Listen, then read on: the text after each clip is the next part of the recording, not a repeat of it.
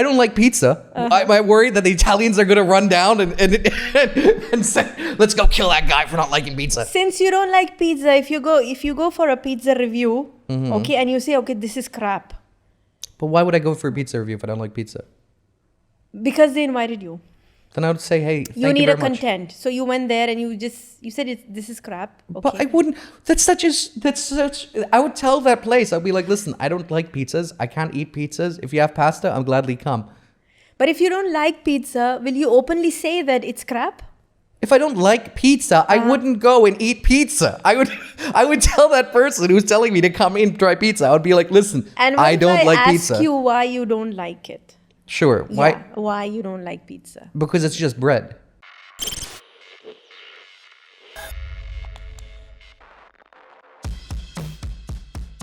What got you into blogging? Well, my love for food. Like, usually I started a page on Instagram. Actually, I didn't start this page. My niece did. She made this account, the Bahrain blog. And then we would go to the restaurants. We would click pictures, like, all girly things do. You would be waiting with the fork and we are taking, oh, wait, let me take the pictures. And then we would post it. This is how I started. And then I started food blogging, going to restaurants, reviewing the food. Yeah. And I would like to say something about the review, but not now when we are in the middle of the conversation. Yeah. Sure. That's a weird way to start a conversation. Okay. But I find that interesting. So we've had Donna Wonders on, and she was telling me that she's been threatened. She's been sued. Somebody told her, I'll put your car on fire while you're in it. You've been threatened as well. She's a friend of mine. She's a very good friend of mine. And she's also a teacher by profession. And but Hamad, she's a food critic. Whatever she says, she is qualified to say that. She can say that because she has studied food, cuisines. For example, if she's going to a Lebanese restaurant, she knows the food because she's Lebanese. She knows how this particular dish is cooked. And one thing that I know is she got sued from one of the Lebanese restaurants, which was very stupid. Like, she's a food critic, she's Lebanese, she knows the food. So it was stupid of them to sue her for something she's saying. She's telling the right thing, actually. Oh, I'm with you. I'm not against that.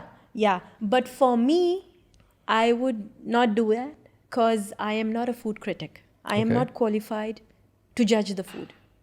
So I feel that a food blogger has to be very responsible. Why? Because something that I feel is not according to my taste. For example, there is a very famous dish in Bahrain. People love to eat it, but I don't like it. I don't want to name it. Name it. Wait, where are you hiding it? Who's going to be offended by this? Nobody, but since I'm a food Remember blogger, what we talked about? I want to hurt feelings. Remember what we talked about with Clinton and Obama having a podcast and no one's interested? So just say what it is. Who's going to be upset? I don't like pizza. Am I worried that the Italians are going to run down and say, let's go kill that guy for not liking pizza? Since you don't like pizza, if you go for a pizza review, okay, and you say, okay, this is crap. But why would I go for a pizza review if I don't like pizza? Because they invited you. Then I would say, hey, thank you you need very a much. content. So you went there and you said this is crap. Okay. But I wouldn't. That's such. I would tell that place. I'd be like, listen, I don't like pizzas. I can't eat pizzas. If you have pasta, I'll gladly come. But if you don't like pizza, will you openly say that it's crap? If I don't like pizza, I wouldn't go and eat pizza. I would tell that person who's telling me to come in and try pizza. I would be like, listen, And I don't like ask pizza. you why you don't like it. Sure. Why? Why you don't like pizza? Because it's just bread. That's your opinion, right? It's not my opinion. It's fact. It is just bread. It's bread and cheese. Okay. So my thing was that I will not judge the food like a very negative way or a very positive way. Like I see other bloggers saying, oh, I am a very honest blogger. What is the meaning of honest? When You're not lying. Yeah, but You're being genuine. food blogger. What is Okay. the meaning of an honest food blogger? Something that you don't like and you're telling people that you don't like it, okay? Somebody else might like it. It's according to your taste. Something that I don't like, you might like it. So what will be the outcome? How can I say the food is crap? I shouldn't say that. That is so. That is such convoluted thinking. That's such mental gymnastics right there. This is what I think. But listen, people who watch your content are caring about what your opinion is on the food, right? Yeah. So you sell your opinion on the food, right? That doesn't justify and mean that, oh, I am the god of all things concerning food, and if I think it's terrible, it's therefore terrible universally. No, it's what's your opinion on that food. So you can be genuine and honest and be like, hey, you know what? I don't like pizza. Other people might do. That's fine for them. Yeah. I just don't like it. According to your taste. So this is the magical word. Okay. According to my taste. Okay. I liked this food. It was superb according to my taste. Okay. I didn't like this food. It was okay according to my taste. Okay. So that nobody is getting offended, Why are you worried about people being offended? Because it affects, I feel that if the influencer and the blogger, many people follow them, watch them, they believe them. Mm-hmm. Yeah, they believe them. And it affects the business of the restaurant also. Okay. Yeah. So you have to be very careful. You have to be very responsible. Yeah. Fuck that. That's what I think about that. Listen, I think a bad business should die. A bad business shouldn't survive. If you're serving terrible food, then you're serving terrible food. And if you need to kick up the ass to be like, hey, you know what? This isn't good, and maybe this is not my business I should be in. All the sooner, all the better, right? My former business instructor used to say, after 3 years, if you're not making profit, you take it behind the shed and you shoot it in the head. You're done. Don't sit here and try to keep something working if it's not working. But that eventually happens, If a restaurant is not serving good food, it will not work. But it takes years and years because people hold on to it. Yeah, they do. They try it to work out, with all these things, promotions and all, and bloggers and all. It does happen. It does happen. I mean, I might be speaking completely craziness, but what I always think, if you want a business, especially food business, to survive, you start small table, small setting, maybe baby steps. 4 tables, 5 tables, make it as small as possible. Have a very small kitchen, serve maybe 3 things, 4 things on the menu, and you just make that very high quality, right? You don't go in that quantity game. You be very, very niche. You have your set menu. You work on high quality items, and khalas. You don't have a menu with 20 pages where you serve everything from burgers to pizzas. Yeah, everything. Yeah. That's plus a business from a restaurant. They say that if your restaurant is 20 years old, that's like reaching 100. It's very, very hard for a restaurant to survive past 10 years. Exactly. So. Yeah. So if it's a good restaurant, it will survive. I think people will go there. They will eat because they're serving good food. There is quality. But people taste change. Right? And you kind of get bored from the same place as well, right? Regardless how much you like that burger joint, after a certain time you've eaten that burger for the 30th time, you're kind of like, you know what? Yeah, this happens. Yeah, that's true. And now that you see there is this fusional trend going on in Bahrain, people try to mix in cuisines to bring something new. Yeah, I see that a lot nowadays. And is it working?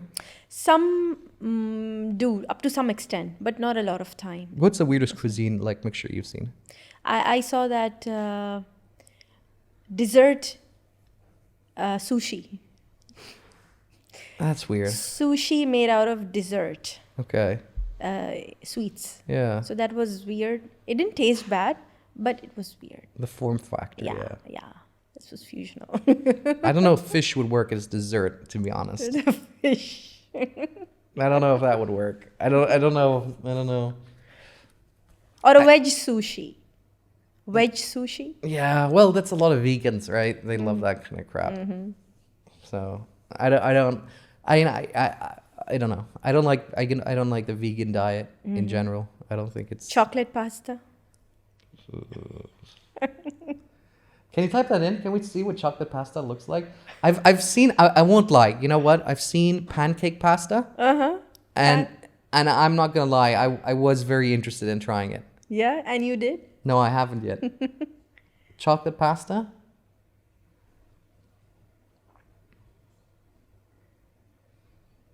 Yeah.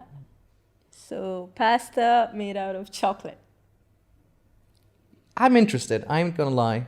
Can I type in pancake pasta? I think it's just like, those Cadbury bars you get? They just like make it into strips and, Yes. Yeah. what did you say? Pancake pasta?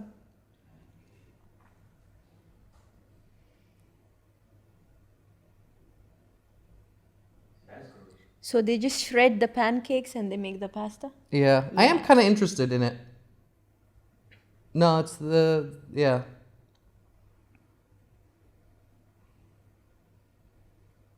But it won't have a savory taste, I guess. It's gonna be sweet. Yes. Yeah? Because they use I forgot what's it The called. syrup, maple syrup Maple and all. syrup, yeah. Of all the syrups in the world, my favorite is maple. Maple syrup. Yeah, what about yours? Do you have a favorite syrup? I like maple. I like honey. You like honey? Yeah. Okay. Yeah. I would go with pancakes. I would have some honey, and maybe some cherries, bananas. Okay. Yeah, a little bit of chocolate syrup. Which is the best Italian restaurant here in Bahrain? I really loved Cucina. Can you type that in? Cucina is in Jufair. Really nice food. I loved the taste, the flavors. Cucina. C-U-C-I. Yeah, this one. Bahrain. But it's easier to find it on. This is the one. Yeah, that's the one. Oh, it looks interesting. The food was really nice. I loved the food. I didn't even know this place exists. Access denied. What did he click? Delivering menu, or what did he click? Oh, okay, that's good. That's good. That's good.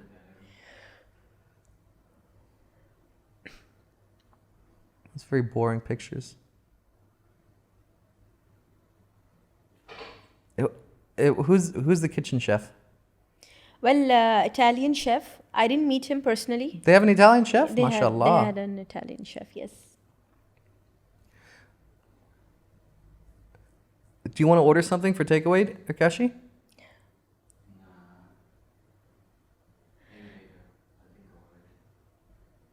It worries me in a restaurant when it says gallery and then promotions and discounts.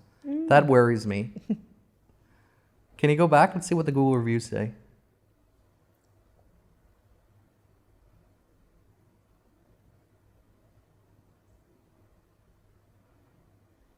Do they have any Google? Yeah, they have 800 Google reviews. That's not bad.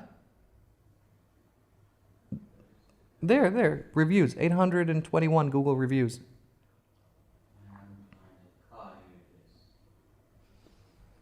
Let's read some of it. Go to the top. So, some great Scroll place up. in Bahrain. And then type it. Click on lowest.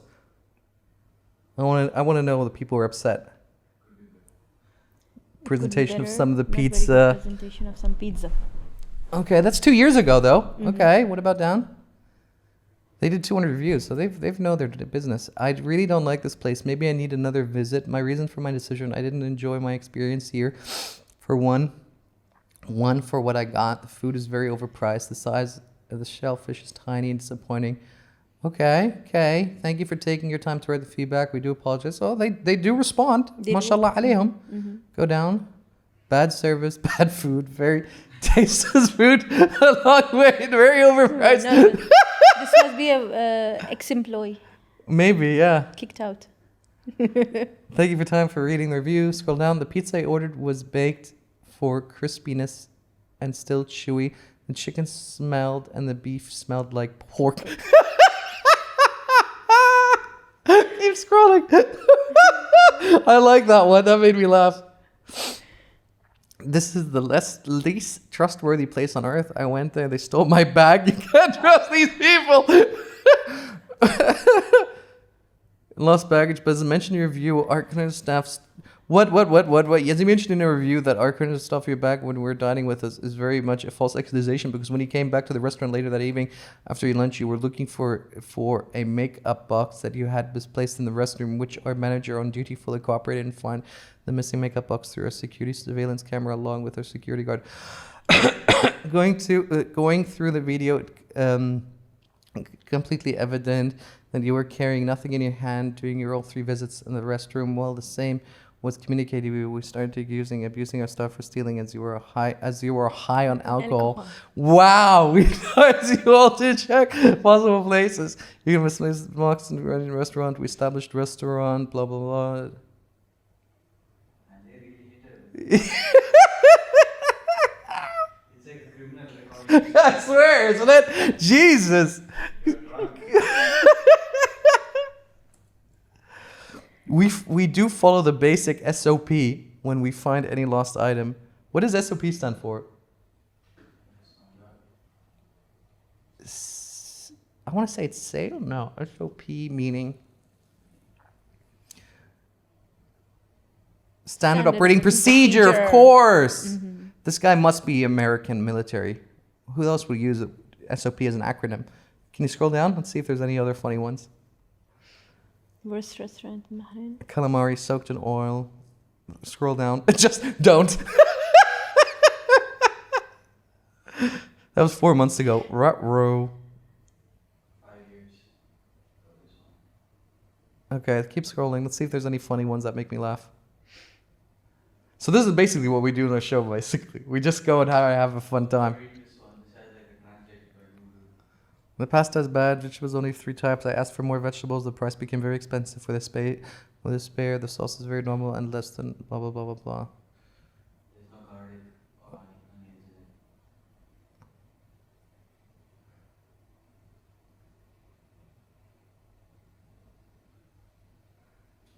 That doesn't make sense.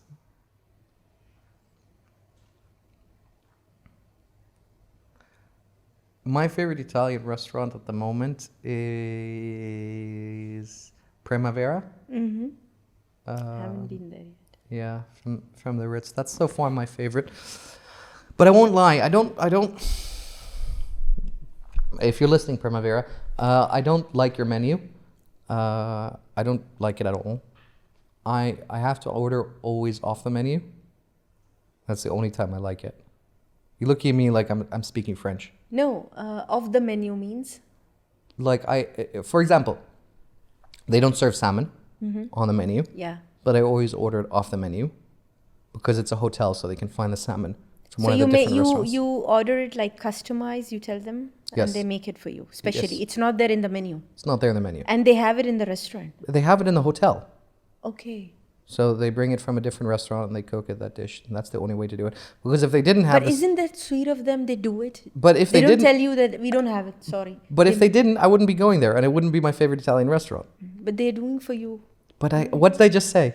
I just said that if they right. didn't, I wouldn't be going there. Yeah. So right? So yeah, they have to be your favorite ones because they're, specially customizing and making it for you. when you order. They don't want to lose you as a customer. And I just said it's my favorite Italian restaurant in Yeah. Bahrain, but I don't like their menu, which is fact. They make good desserts as well. No, you're thinking of the Ritz lounge, I think. Yeah, let me start, sorry. They have those small short glasses with they give you like pudding and Yeah. that thing slaps, man.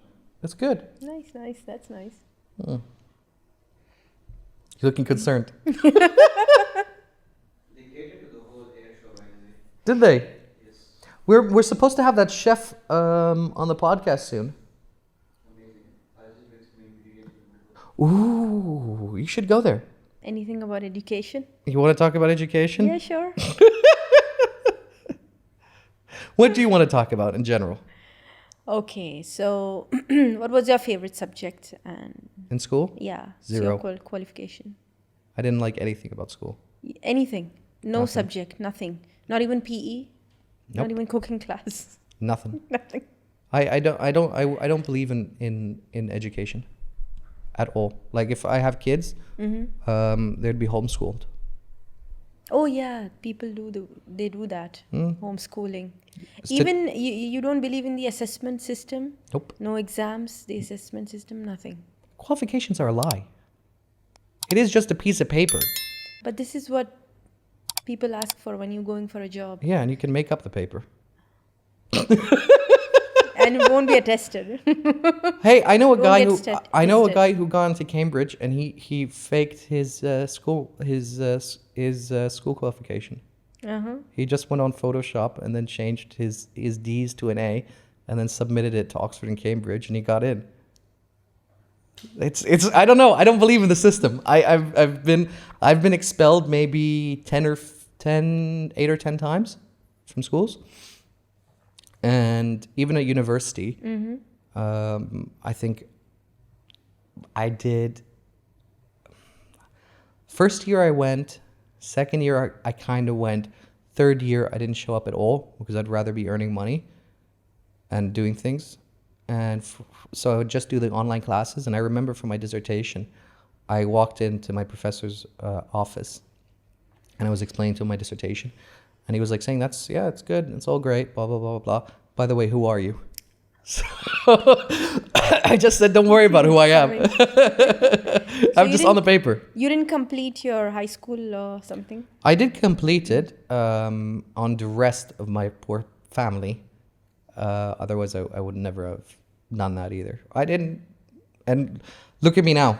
None of this helped me. Learning about geography didn't help me. I liked physics a lot, but my dad used to say, I talked to him once about it because he studied physics as well.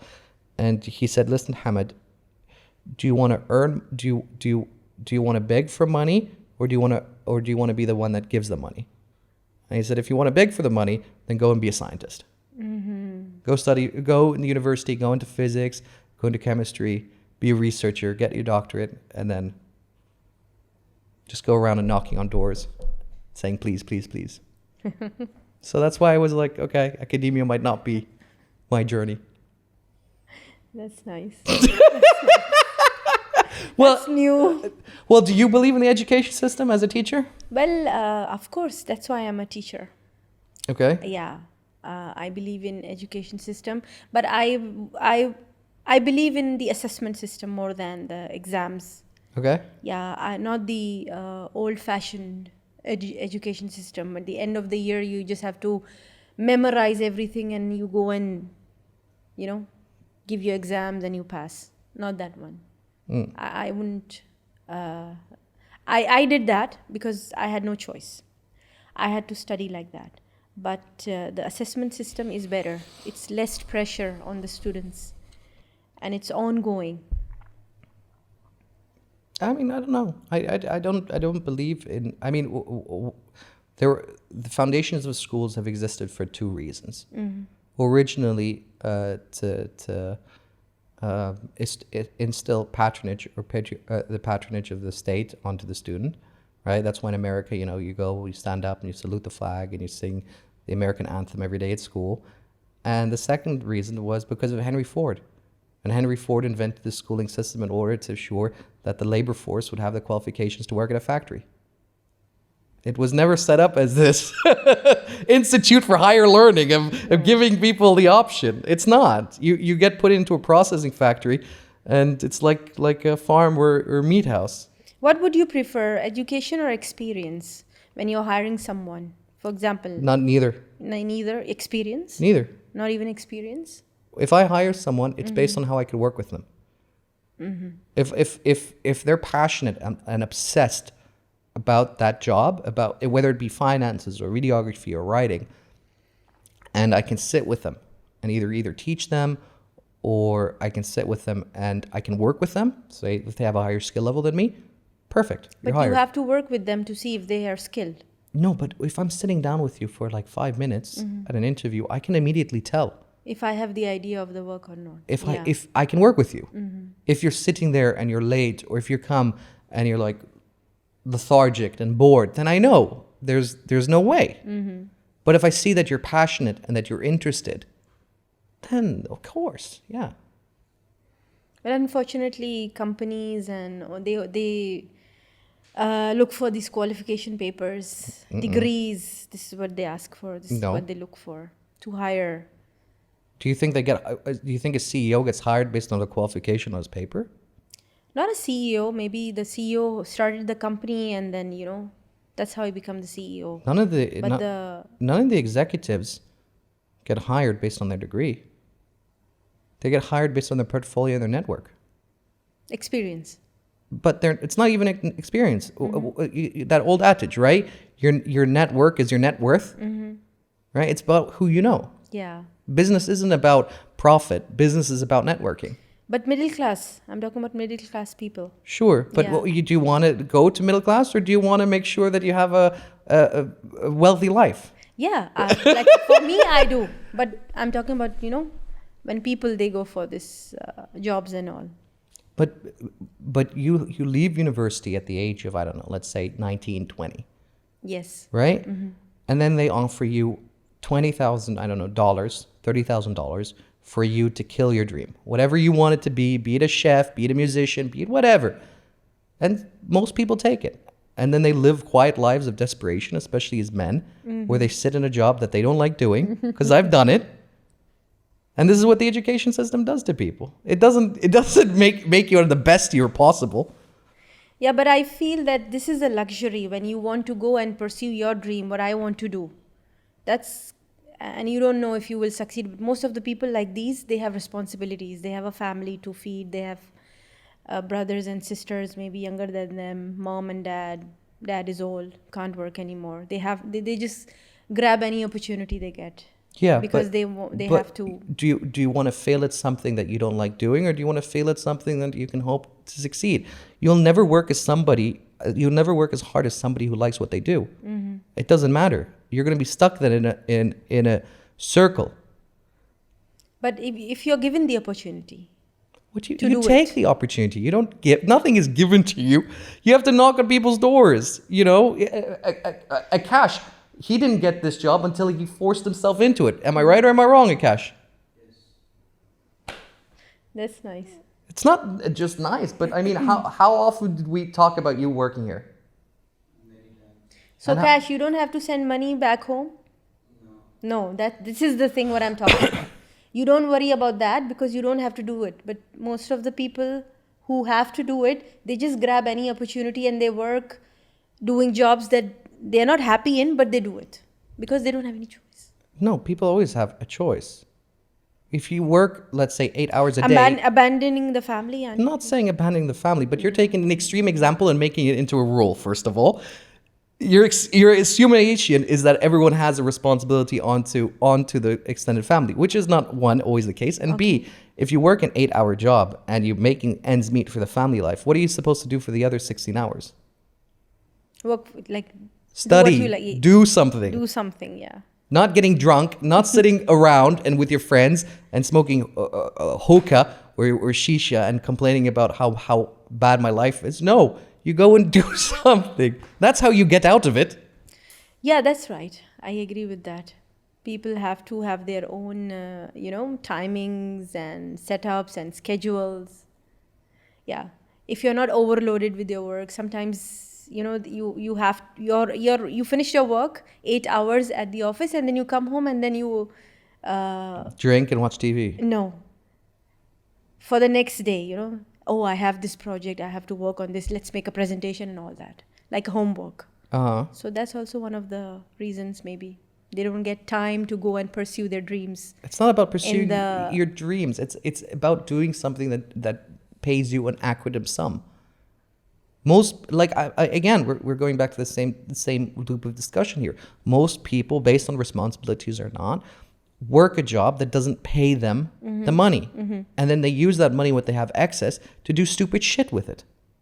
They go buy an iPhone instead of fucking investing in your education. They go and buy something that has nothing. That's and when a choice, no? That's a choice. That's what I'm saying. That's a choice. That's bad money management. Or they go and put money into a business that they have no knowledge or idea to put that money behind it. Yeah. So they have to have this knowledge. It's actually their choice. So they have to make good choices. Again, we're coming back to the good choices. But that's what I'm saying. But this is not something that the education system teaches. The education system doesn't teach you how to be financially independent. It doesn't sit there and be like, okay, well, here's how you invest. No. No, it won't teach you how to be financially independent, of course. And none of your high school, from grade 0 to high school, matters. If you want to get into university, only your A levels matter. Your GCSEs don't even matter. Yes. And then on top of that, even your A levels don't really matter if you're willing to do an undergrad, not an undergrad, a foundation year. So you can skip almost 18 years of education, go to a university, do an undergrad, do a foundation year, and then get straight into university. So what was the point of doing the GCSEs or the A levels? So like the kids can have their homeschooling done, and then they can go and experience or experiment what they want to do and see if they succeed or they don't succeed. This is what you're saying? No, what I'm saying is statistically, the data shows that homeschool children do better academically and do better in life financially. Okay. This is a fact, right? You cannot take a classroom of 20 people and somehow instill them meaningful knowledge, especially not if it's based on textbooks that are 10 or 15 years old.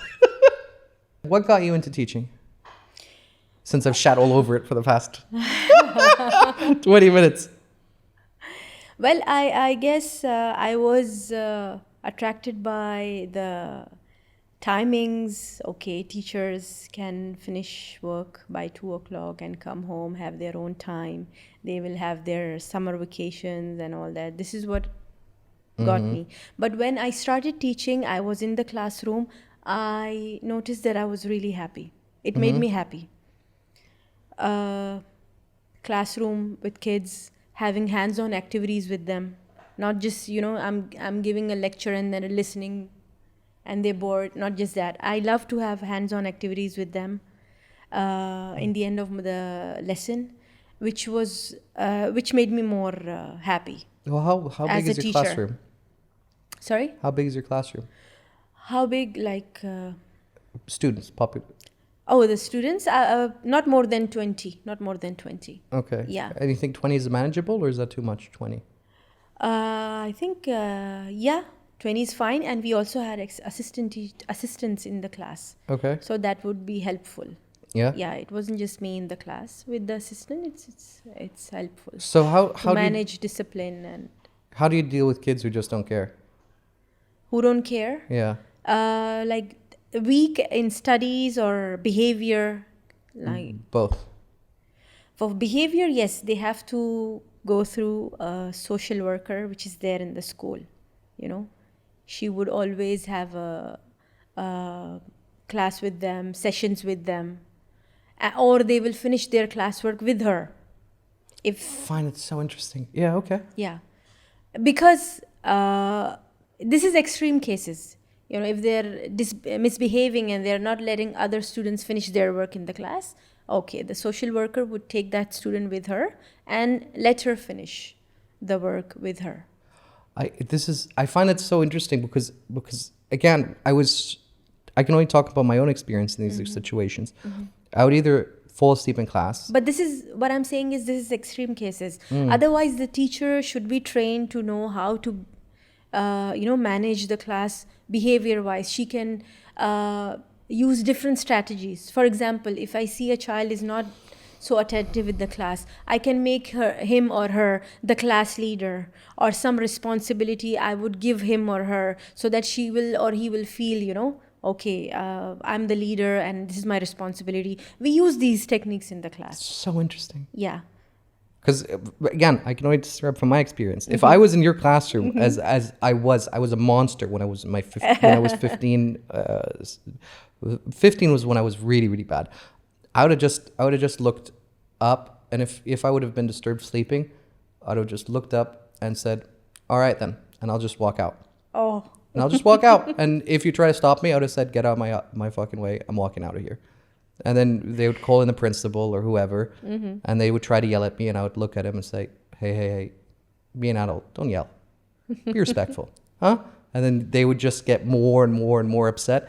And then I would just be like, listen, I think we did good work here. I'm just going to leave now.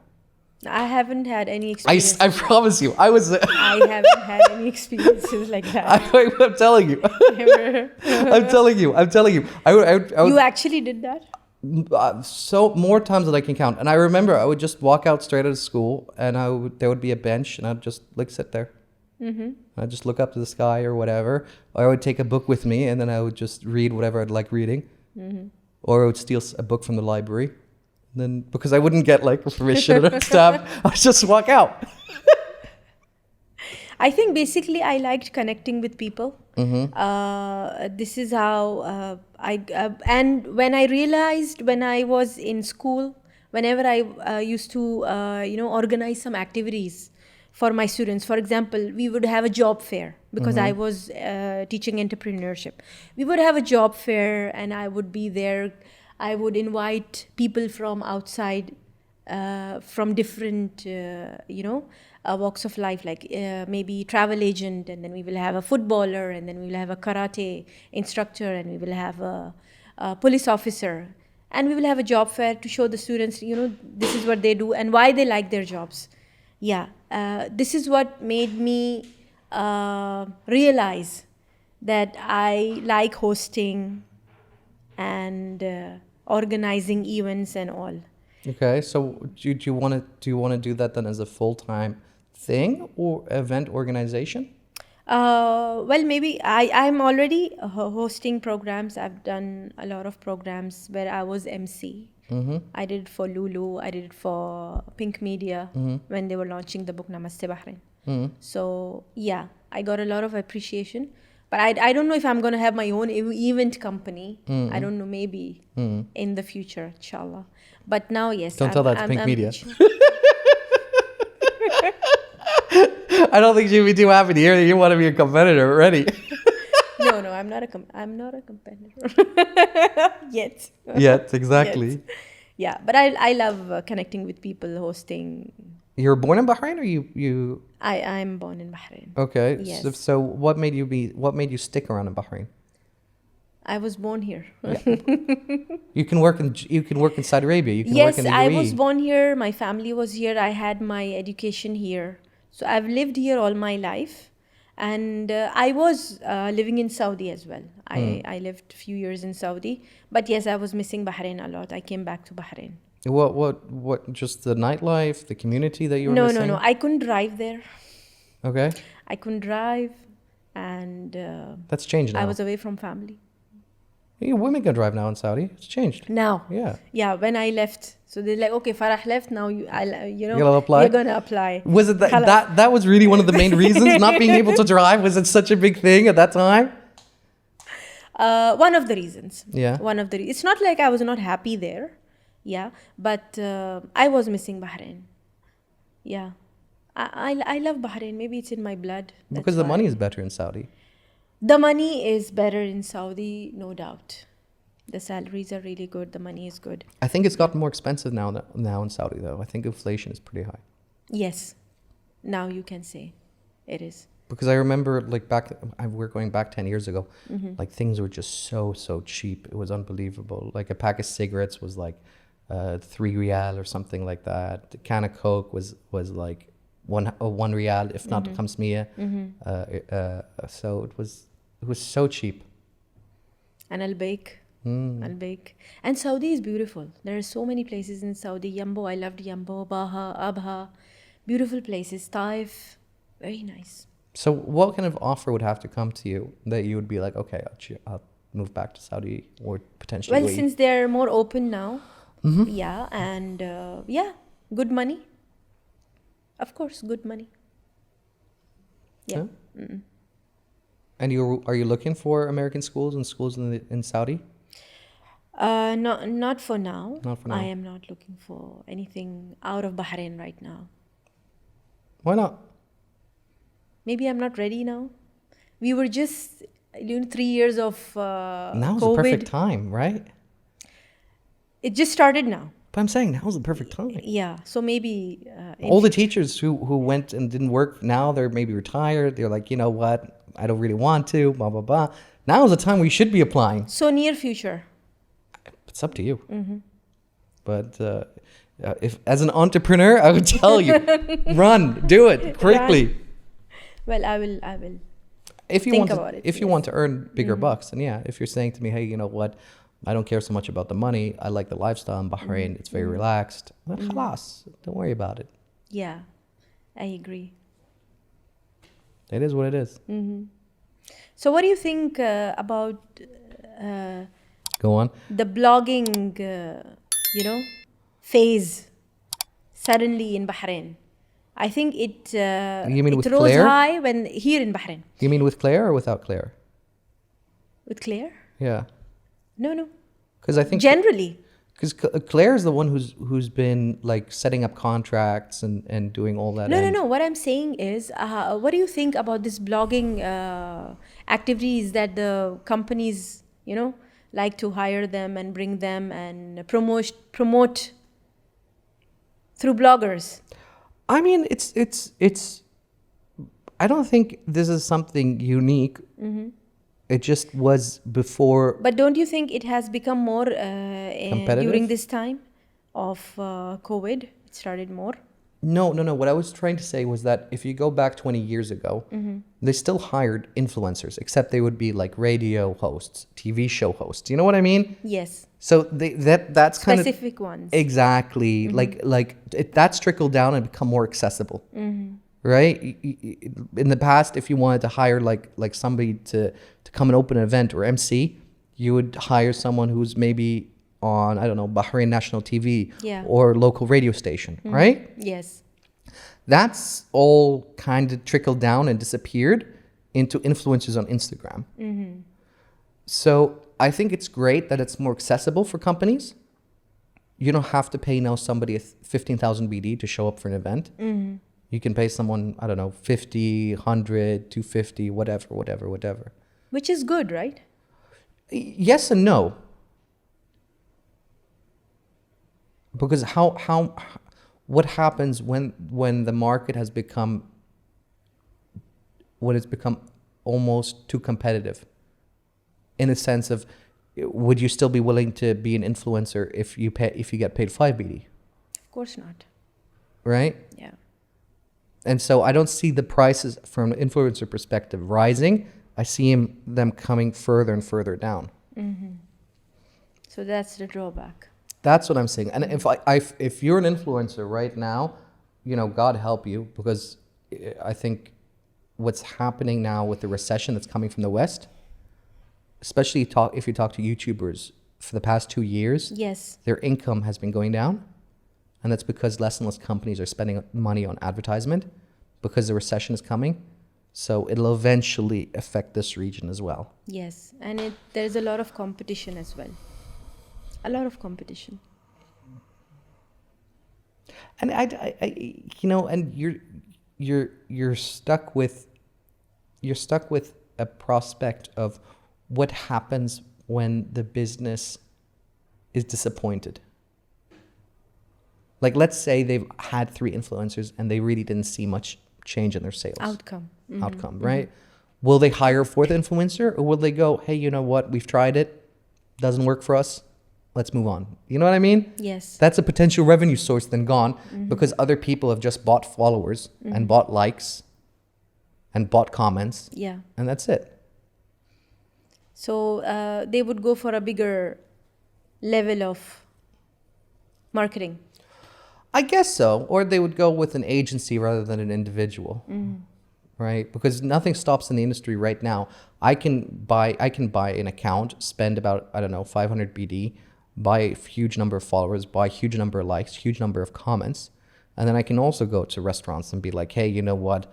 I have 150,000 followers. Yeah. And I get an average of 2,000 likes, 5,000 likes.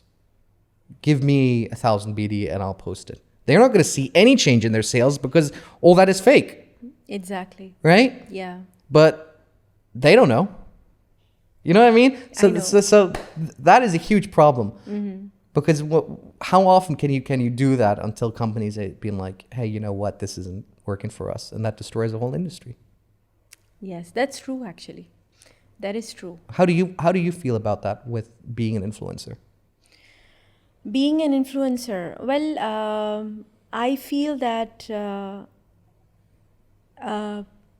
I might not reach a level of population, because high level, like rich people, very rich people with high status, and then there is middle class people, like them. I think they are more influenced by bloggers and influencers when they are looking for offers. If they're looking for some cheap. You're saying the middle class is more interested in offers? Middle classes, yes. Interesting. Yeah. So this is what I feel. I will be able to attract middle class, yeah, people, because what I'm showing them is, okay, this restaurant is offering this food.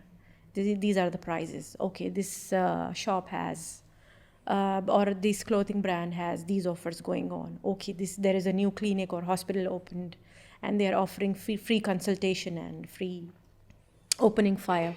So I'm sure these people will be interested, and they will go and visit. That's so fascinating to me. But not all of them. I know that. So I have that in mind. I find that fascinating because I would... And I connect with those people. I would never go to a restaurant in my life because of a discount. Because if I don't have the cash, I wouldn't go and eat. Yes. I would cook something at home. I would not be like, oh, okay, let's go and eat pizza. I got a coupon for it. You know what I mean? Or you will participate in a giveaway where you can... I wouldn't do giveaways either. I would never participate. I think it's elusive. You would not participate? It's a waste of time. You will win a free meal, It's a waste of time, in my opinion. All you have to do is comment, tag people, and that's it. Go and read something, learn something. What are you doing sitting there commenting? But the Middle East is very different than the West, because stuff like giveaways work here, and you get followers. Yes. But they very quickly unfollow your content as well. They do it. Yes. So, yeah, they do it. I've noticed that. But in the West, giveaways and that kind of stuff don't work at all. Don't work at all. I've tried them. I've tried doing it on the accounts. In the Middle East, huge. I think we grew from 400 or 500 followers to almost 5,000 just from giveaways. Oh, wow. And like we're talking about like simple stuff, like 10 BD coupon, stuff like that. That grew like crazy. That is crazy. And what do you think about... That was such a weird way. Okay, go on. Okay, what was I saying? I have no idea because what I was saying. Okay, I feel like I'm back in school. Go on. And I feel like I'm the host here. Yeah, I was so confused there for a second. Go on, tell me. What do you think about the overnight fame? You think that stays? Do you want to be an overnight famer? Do you want to have 15 minutes of fame? Overnight fame, like, okay, something went viral. I made something and it went viral. And you got the overnight fame. I feel that it does not stay. It's not long lasting. What do you think? But you just said overnight fame, doesn't it? Yeah. Yeah, overnight, but it won't last longer. Sure. It's gonna disappear. Okay. Yeah. But do you want to be overnight famous? Is that true? Do you want to or not? Me? Yes. Maybe. Then you have to do something crazy. But since now I've worked hard for 3 years, yeah, it won't be called a overnight fame. I don't think so. It's working hard because I worked hard. I worked hard. I won a contest. I worked hard for that. That gave me a little bit of fame. That gave me a little bit of followers. So I don't think whatever I get now will be overnight. Will be hard earned. But my problem with that statement is that you're reliant on the algorithm. You don't own your Instagram account. Instagram owns your Instagram account. Yeah. So if Instagram suddenly decides we don't like your content, you're dead. So this is why we're moving our entire production off Instagram into our own platform. Because yeah. That's why we have a website. That's why we're moving away from that. So you should have more than one platform. That's what you're saying, right? Not just Instagram. No, I'm saying that look at Andrew Tate, look at Alex Jones, look at Dr. Zabinski, I think his name is. All of them when the social media mafia decide they don't want you, you're gone on every platform. If you want a bigger reach, especially on LinkedIn, you have to genuinely connect with people. Like what I would do if I was like bored, I would make banner arts for random people on LinkedIn, complete strangers. And I would look at their profile and be like, oh, they do like mountain climbing. And then I would make like a banner art of them mountain climbing, and I would DM them and be like, hey, you know what? I saw your profile. Thought this looks nice. Oh. And not expecting anything in return. And you'd be surprised how genuinely you can connect with people. And that can open opportunities for you later on. But the interaction has to be pure. Yes. If you're thinking about it from a perspective of, I'm going to do this and then they're going to do that, no. There shouldn't be any give and take. People can tell. People can tell immediately. But if you're just honestly and just genuine, then I've done it for like maybe, I don't know, 60 accounts or something like that, just for fun. And I would say 5, 10 people I genuinely connected with. So, and that's see, that's the kind of stuff that you need to teach in entrepreneurship. Yes. We should add these things in our books, in our textbooks. I mean, I don't know. Yeah. I don't know. Do you have to? How does the schooling system here work? Do you have to teach by textbook? Do they tell you by the state this is the subjects, or how does it work? Well, yes, we have the textbooks. We teach from the textbooks. Okay. And then we also make our own activities, which is connected to the same topic, but it's an activity which is more reachable to the students for their understanding, to assess them if they understood the topic. Because I know religion schools in America, they don't have to follow the U.S. curricular. They can make up their own curriculum. No, here they follow the You have to? textbooks. Yes, Interesting. they do follow the textbooks. Yeah. And you've been a teacher for how long now? 14 years. 14? Yes. Wow. Including my learning experience when I started as an assistant teacher. So that's like 2 years. So you've had Of that. students come back to you now, Come back to me Yeah. as like in their 20s now, Yeah. and said like, oh, you know, it was so great you teaching us or something like that? well, sometimes I meet them somewhere. Yeah. Yeah, and they do come to me and they, oh, Miss Farah, how are you? You know, I'm in this class now, or I've Graduated? yeah. Yeah. So yes, That must be nice. that feels nice when they remember you. Yes, because there were students when I was an assistant teacher for them. I was just a helper. Yeah, I've seen those students. They come to me. They remember me. It feels really happy. It's overwhelming. That's sweet. Yeah, really sweet. Sorry that I shout out on you. Your enterprise for so long. So you started being an influencer for 3 years now. Yeah, It started years because ago. of your cousin, No. We started a page with my niece. your niece. Yeah, the started Bahrain it. blog. We started Yeah. this page, and we were just posting pictures of the restaurants we would go and we would visit, and we would just post pictures of the food. Okay. This is how we started. And what do you want to do for the future? How are you planning to expand on this? Well, I would really like to be, I would say, more of in the events. You know, I would like more of the hosting thing, Okay, the MC. MC thing. Yeah, and I'm trying on that more. I'm contacting marketing people if they need MCs, because that makes me really happy when I do that. Is that good money or is it okay? Money is okay, but something I like to do. Because I'd imagine that you'd earn a lot more with restaurants, because it's like minimum 50, 10 restaurants. That's 500 BD right there, no? Yeah. So, and how many MC gigs do you get? Maybe 1 or 2 a month? Yeah, I know that won't be more. Do you know what I mean? Yeah, I know that. So Because, it yeah. feels like a lost enterprise. But I want to do that more. Yeah. Blogging will be there. Food blogging will be there. Yeah, I will visit restaurants and, promote them. I think you should diversify. This is simultaneously. No, it's fair. But you're already doing three things now. You're already a teacher, you're doing a food blocking, and then you Yeah. want to MC for events. That's, Yeah. you know. And I was also the winner of this 104.2 FM, Indian FM. I was one of the top 3 winners Mashallah. last year. Yeah. Yeah. And did So- that give you some recognition on it? Well, they just gave me a trophy. Sure. Yeah. But did that help your feed at all? But it did give me recognition in people. Okay. Yeah, I got a lot of followers from Saudi, from UAE, from Bahrain. And I got this, my voice being recognized. This was a plus point that I got from that contest. I find it fascinating.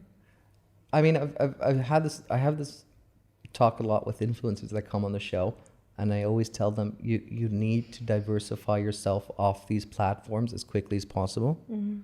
And we even had one of the execs from TikTok on from when we were at the anime convention. Okay. And me and him were talking, and he was talking about a little bit about TikTok and stuff like that, and I said that's all fine and great, but you're not going to see me stick on your platform. And he was very surprised when I said that, and I said, because I don't want you to have control of my reach. You if you don't like my channel, if you don't like the content I'm producing, I'm dead. Yes. And that's the same thing I'm telling you, and I tell every influencer that come on the show. You need to have your own website. You need to diversify your platform. Yeah, because people will not stick to Instagram all the time. They will unfollow you. Not just that, Yeah. but what happens when Instagram says they don't like what you said? Khalas. What happens if Instagram limits your reach? Do you know if a video will get you, if you're making video posts, is going to get you 1,000 or 5,000? You don't know. Yeah, we don't know. But for TikTok, I think that's different. For TikTok, is kind of a game changer, I would say. You will have good reach. Even if you have 10 followers, your video has chances to go on for you. Sure, but for TikTok's perspective, TikTok works best if it's very active and dance content. That's what TikTok is very good at. Financial information, a lot of crooks selling you bullshit when it comes to like buy crypto, buy NFTs. Oh, Yeah, you remember this. crypto. Exactly. Exactly. And now everyone's crying because crypto market is... Yes. But people also they made money from it. No one has made money on it. No one ever. It's not that no one ever, but all the people I've had on the show who've come up to me and said, I'm a millionaire. And I'm like, okay. He goes, I'm a crypto millionaire. And I'm like, okay. I can retire right now. I've made money. I said, great. Have you sold? No. No. So you don't have cash in your hand. If I show you this cup and I tell you this cup is value 100,000 BD, you'd say, alhamdulillah, great. Show me a guy who will buy it for 100,000 BD. Do you have the cash, 100,000 in your hands? I've never understood the concept of crypto, by the way, to be honest. The legal or the illegal mechanism of it? Generally, I didn't understand this crypto Bitcoin thing. I never understood. And it was really difficult for me to understand that this is going to be the future of investments and monetary, you know? Well, the reason it's so I can give you a basic explanation and maybe it'll make sense. The reason people like it is that it's a decentralized currency, decentralized in the sense meaning there isn't a government body Nobody owns it. involving onto it, right? The benefit of that means that economic trade becomes much more easier. If I want to buy something for Russia, for example, for 1 million, I'm not able to do that Yes. because there's tariffs set on Russia at the moment. There's legal sanctions. So even if I found a property that I want to purchase, it's impossible for me to buy it. Yeah. It's very, very difficult. Yes. But I could use a crypto exchange, put my money as a crypto format, and then purchase it through that mechanism and means. And that's when it becomes a great kind of industry. The argument for it from a legal perspective is they say there isn't economic controls put on the currency. Yes. Like the the monetary fund in the US the Federal Trade Commission. No, it's not the FDA.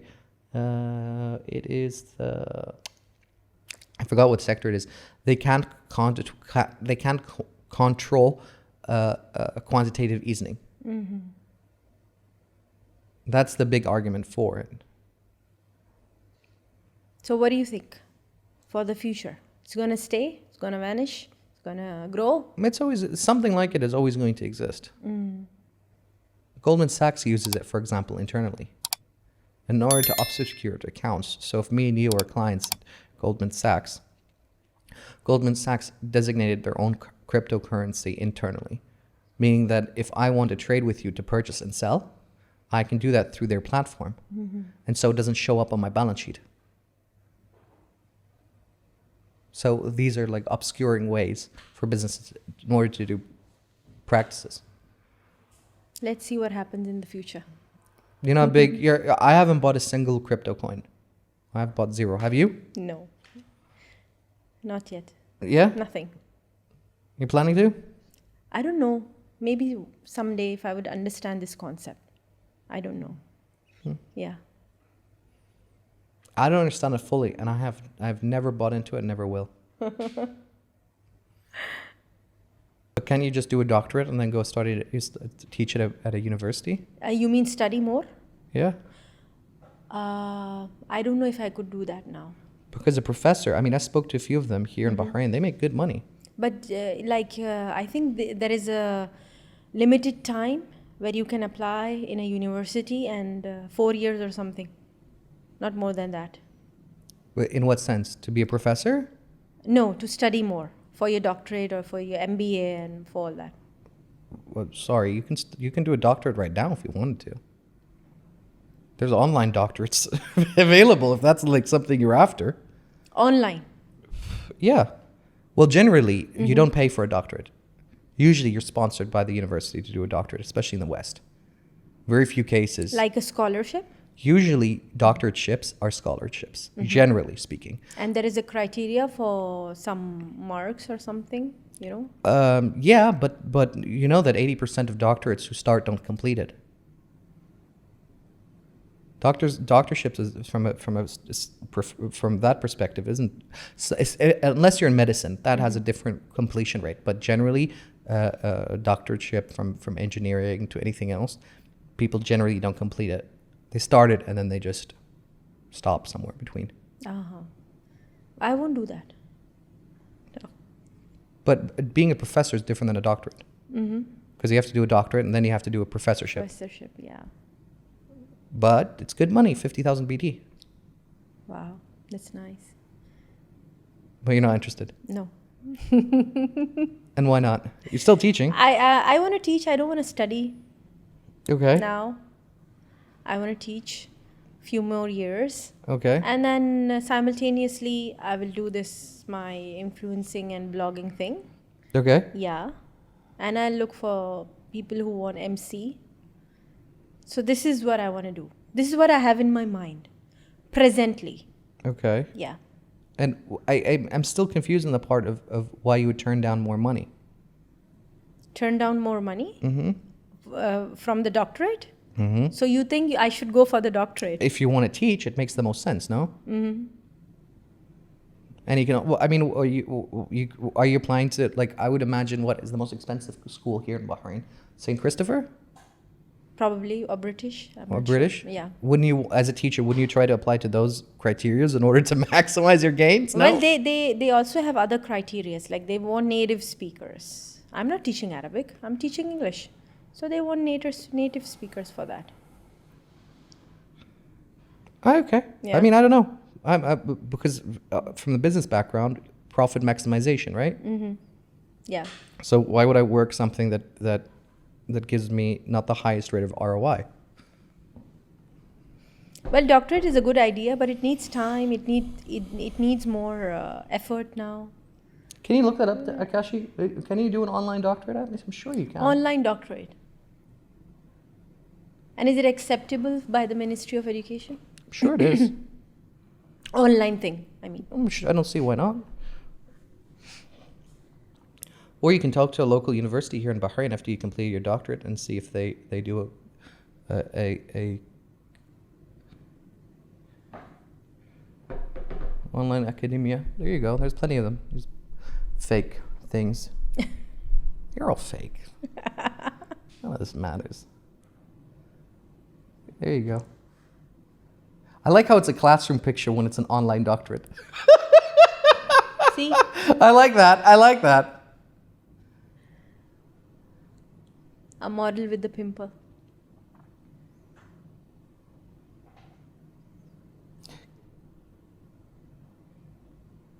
There you go. Are recognized across the globe. It's recognized by Embassy of Bahrain. Mm-hmm. Cryptocurrency. I like that. Cryptocurrency is there.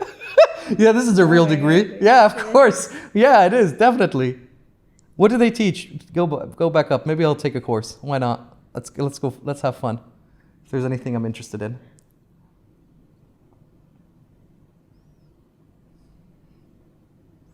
I might do psychology. Why not? Performing arts.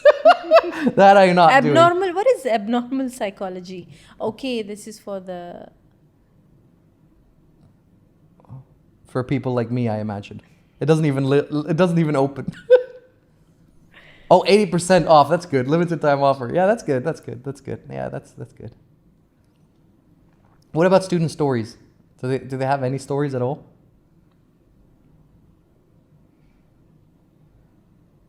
Right at the top, Akeshi, it says student stories. Oh, they don't have a separate page? This is just here. Just fake pictures of people. Two success stories. Sir. And is that the same person as well? I think it is. No, different. Are you sure? Yeah. Pay at your own pace. I like that. Can you type in how many people complete their doctorate? 0.1% of the population have a doctorate. In developing countries, it approaches it to 1%.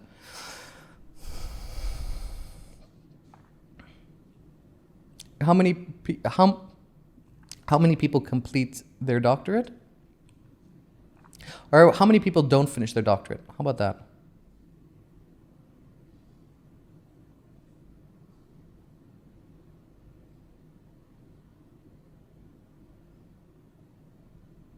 %60 of it? How often is ballpark?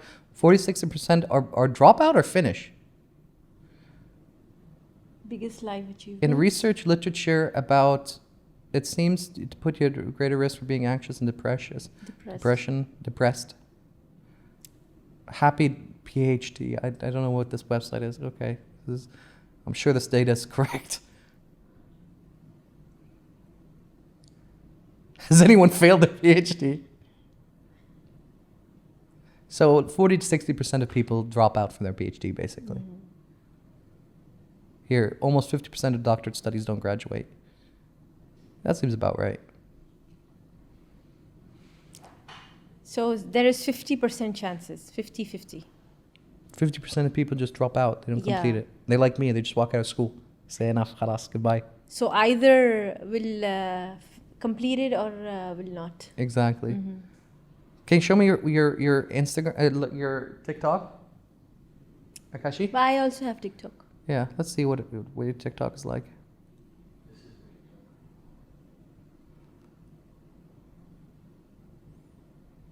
And do you do the edits yourself? Yes. Do you do it on a computer or your phone? No, on my phone. Oh, good. Mm-hmm. And are you happy so far? Alhamdulillah, I worked really hard. I worked hard. I spent a lot of time in the editing. So, yeah.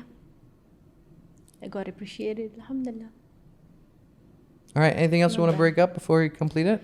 Well, just a small message for the viewers, your viewers, or my followers is that stay happy for whatever you do. Yeah, and go for your passion. Don't think about your age, that you're old enough for this and you can't achieve it. Don't think that. Just go for it. And you will get success. That's beautiful. Yeah. I like that. What a positive note to end it on. I like that. Habibti, it's been a pleasure. Thank you so much for having me. I Thank hope you. it wasn't too stressful. No, it wasn't.